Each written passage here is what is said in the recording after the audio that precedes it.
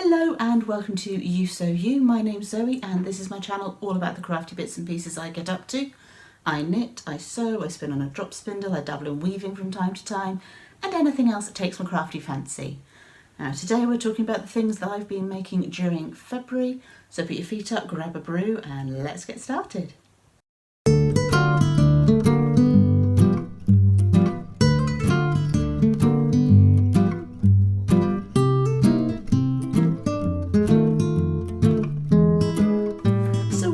Welcome back to any returning viewers and to any new viewers, a very warm welcome to you. As I mentioned at the opening to this video, today we're going to be talking about the things I've been working on in February. I do one of these videos about once a month, and in between times I do videos on sort of more techniques and project-based things, so you're welcome to check some of those out as well. They usually come out on a Saturday each week. So let's get going with this week's video, and we'll start with what I am wearing. This is the Shrug by Knitting Expat. I worked it in a chunky yarn by Jameson and Smith. It's just sat over here, which is why I'm just quickly checking who it's by. And I wear this a lot. The pattern itself is written in a way that you can put in your gauge and it will give you the numbers for it, so you can work it in any weight of yarn, which is a really interesting way to do it, and I will probably end up making it up again at some point in a lighter weight yarn, because whilst this does get a lot of wear and it worked up super quick, it's more of a winter shrug, autumn-winter shrug. It'd be nice to have a lighter weight drapier one for sort of spring and cool summer evenings. But yeah, I do sort of throw this on a lot. I've folded up the sleeves at the moment. I do sometimes wear them full down so they're over the elbow, and sometimes fold them up. But yeah, super easy, super simple and super adaptable. So yeah, that's a good one. That's what I'm wearing today.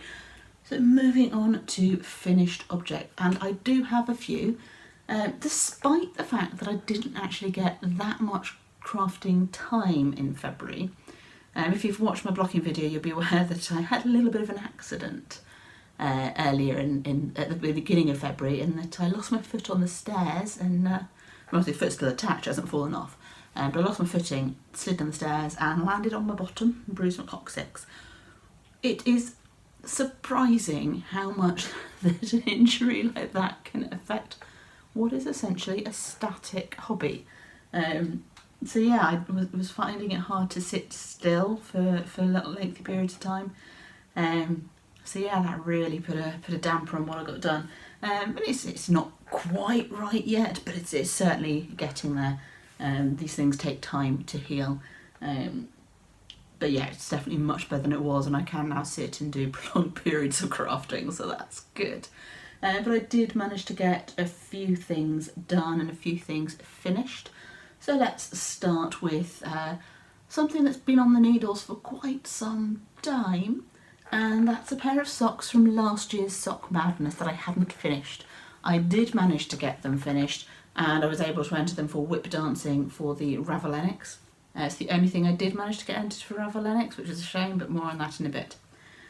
So these are the Sweet Rose socks. The pattern itself has a charted cuff, which I haven't done. I've just done a twisted rib cuff, and it has embroidery in these diamonds of roses, and I decided not to include that as I wasn't entering it for Sock Madness and didn't need to stick to the pattern exactly.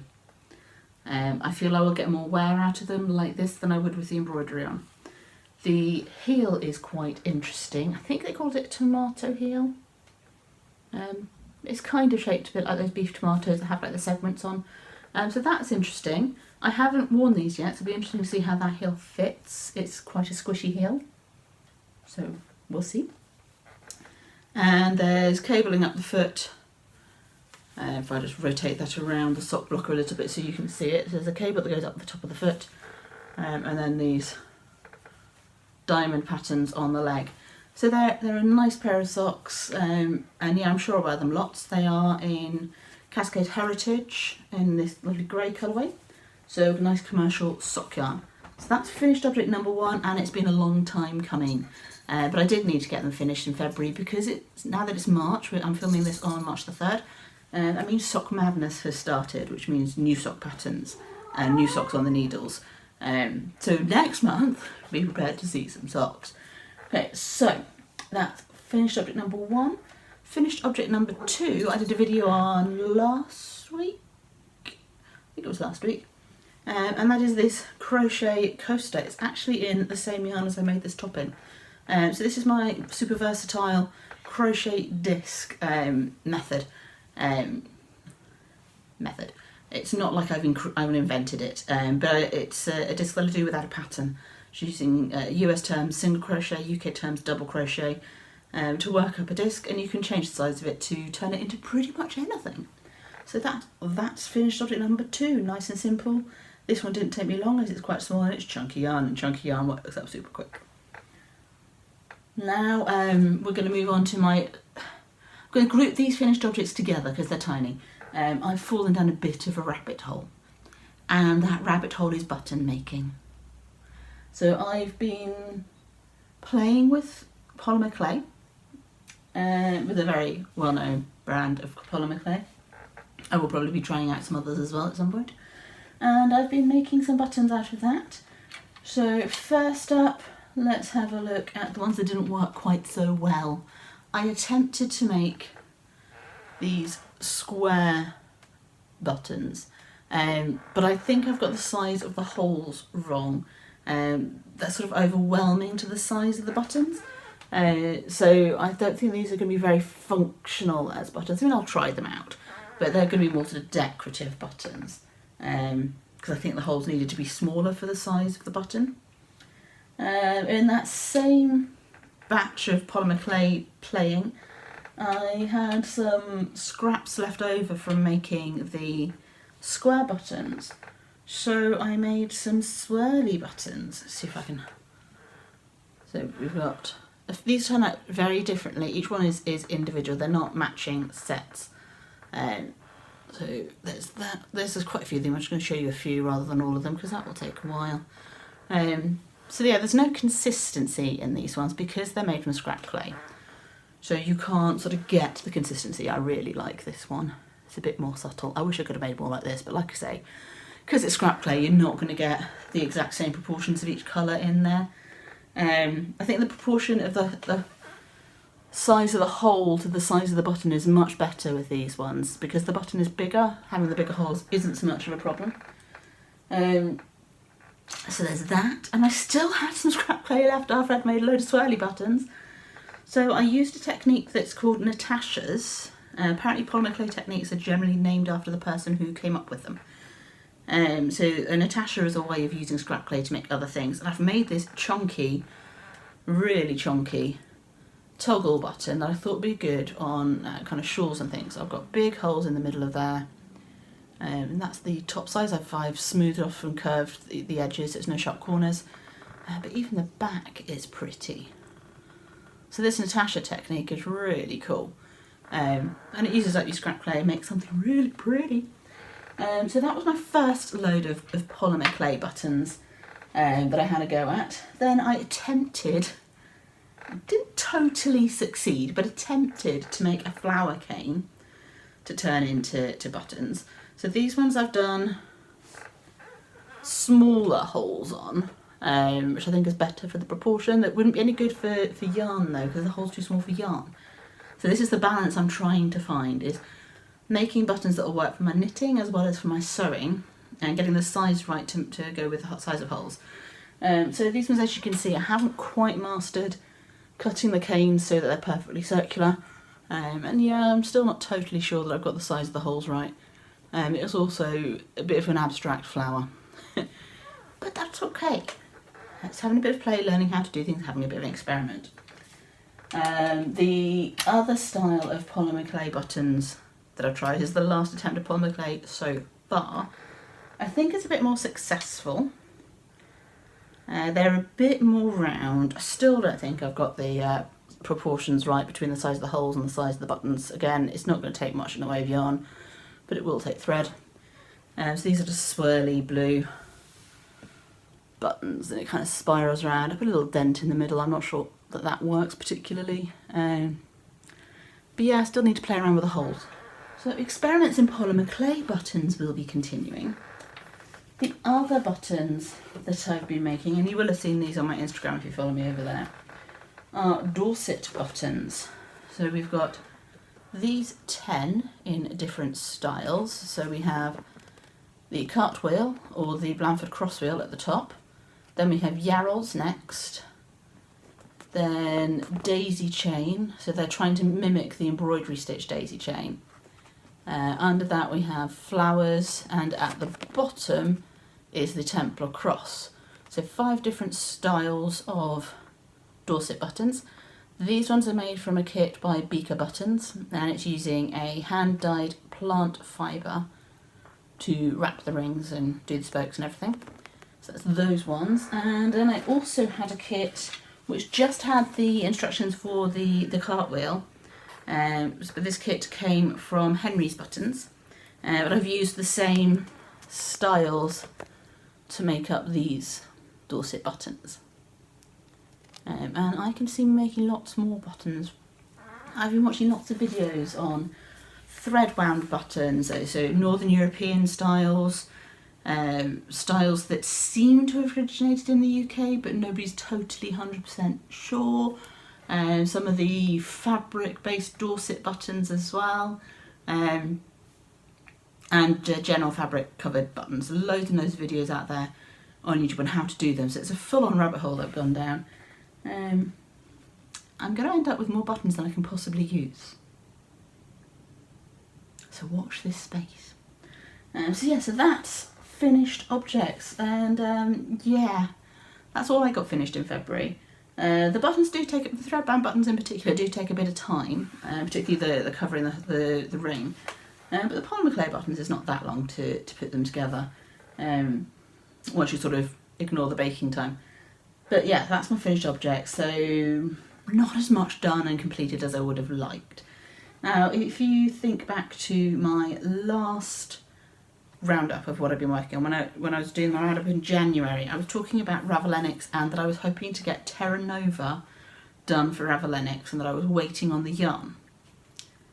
The yarn arrived on the day the Winter Olympics opened, so the 4th of February, and I wasn't injured yet at this point. So the 4th of February I swatched and blocked my swatch and worked out what size needles I needed and everything. Over the weekend I got the lace panels done that go across the top of the sleeves, had them blocked, fantastic. Tuesday night I fell downstairs. So for about a week I was lucky if I got a round done in a day. To be fair, the round was going from cuff to cuff all the way around, so we're talking about 900 odd stitches per round in colourwork. So they were quite long rounds, but yeah, I wasn't getting much knitting done. So ultimately I didn't get my sweater skeleton entry in for Ravelenics, but I am still working on the sweater. It is one of my Make 9 projects as well, so I mean it's nice that it is started, and I've been planning on making it for years.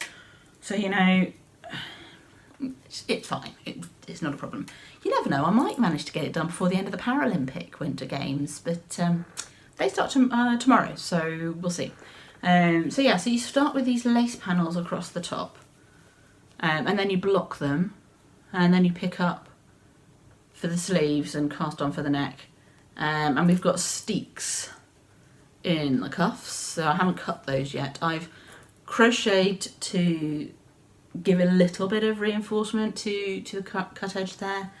And there's also a steek at the neck, which I have cut open because I needed to cast on the front of the neck stitches, so that's steeked and sitting quite nicely. This is a pure non-superwash wool, so it will felt over time. Nanya, the knitting therapist, who has a lovely podcast that's not long started, she felts her steeks with a needle one of those spiky felting needles once they're cut, so I might do that. We'll see how it's sitting once I've picked up for the neck, which is going to come towards the end. There are also steeks down the side, so there's lots of cutting in this sweater. So I'm really pleased with how the colours are coming out. This progress keeper is showing where I'd got to by the end of the Winter Olympics. so nowhere near where I wanted to be. But to be fair, this is a fingering weight sweater with lace and colour work and multiple blocking stages. Because I've got another blocking stage to do before I pick up for the cuffs, the hem and the neck for all that ribbing. So I don't know what I was thinking, trying to get this done in 17 days even without an injury. But there we go. I am now on the last colourwork chart, so I am just over halfway through, I think. So increasing after there, but there's waist shaping in the colourwork charts. It's very subtle waist shaping, but it's there. So I'm starting to increase again for that. So yeah, so I'm past the waist. And yeah, we've got steeks down the side, because down the side there's going to be a lace panel as well. So these obviously haven't been reinforced yet because I haven't finished knitting them. There's this bit here at the top of the steek. This is where we're going to pick up and do the lace panels to go down the side. Then you block it and do a modified 3 needle bind off, which I have to look into, to connect the lace to the body, and then you can do the ribbing. So I'm hopeful that I'll be able to get this finished in March. And yeah, I'm really looking forward to being able to wear it. I'm really enjoying how the colours are working out. They're not exactly the same as the original because I had to use a GP yarn for budgetary reasons. This is not a low-cost sweater. It's got 15 colours in it, but they are working really nicely together. It's not far off the original colours. This is all worked in Knit Picks palette. So yes, I'm really pleased with how it's turning out so far. And hopefully I'll get it done before the weather turns warm for all of a week, because this is the UK. Okay, so that is essentially what I've been working on in February. It's mostly that sweater and buttons. So plans wise, I'm obviously going to be getting this sweater finished. I should be able to get that finished in March. And as I say, sock madness has started, so there will be lots of socks going. I've got this cross stitch here that I haven't touched all month, that needs finishing, so that I can then pick up my other cross stitch, the Library Cat one, that's about halfway done and I've not touched in a couple of years. I'm also a bit behind on some of my sewing projects because I've not been able to crawl around on the floor and cut things out and stick things together and that kind of stuff. So there should be some sewing in March as well. And I am on the hunt for some button moulds, for a good supplier of button moulds. So that's like the rings used for Dorset Buttons, and like innards for when you're doing fabric covered buttons and that kind of stuff, so the plastic innards. I want to be able to buy quite a few at a time. I don't want to be buying like 6 because then I'll run out and have to buy more. So I do want to bulk buy them if I can. I might just be buying loads of washers and cheap plastic buttons to cover, because that might be the way to do it, but we'll see. So there's that happening in March. Also look out for the buttons. When I get overrun with buttons, I'll have to work out what to do with them. Okay, so as I mentioned earlier on in the video, I do one of these roundup videos once a month, and in between times I do a weekly video that's more technique or project based. So if you enjoy spending time in my company, feel free to like and subscribe and all that good stuff. And let me know down in the comments below what you've got planned for March. What are you making? And I will see you next time. But until then, happy crafting and bye-bye for now.